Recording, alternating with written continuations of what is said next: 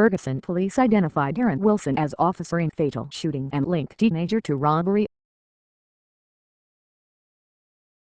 Ferguson, MO. The police in Ferguson broke their week-long silence on Friday and identified the officer involved in the fatal shooting of an unarmed African-American teenager, as demanded by protesters and the family of the victim. At the same time, the police released videotape and photographs that they said showed that the victim, Michael Brown, 18, was suspected of taking part in a robbery at a convenience store shortly before the shooting.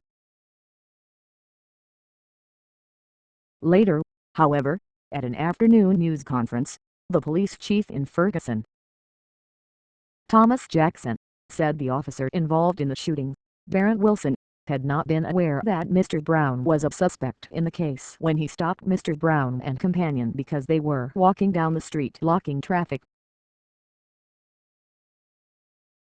After consecutive nights in which the police fired rubber bullets and tear gas at demonstrators and made more than 50 arrests, residents spoke about their fear of the police and peppered Governor Nixon and Captain Johnson with questions related to a broad range of social issues, including the lack of racial diversity among police forces in the area and problems with the quality of local schools.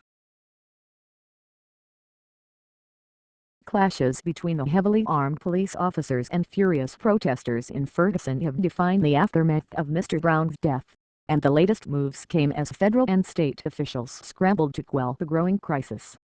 Alarm had been rising across the country at images of a mostly white police force, in a predominantly African American community, aiming military-style weapons at protesters,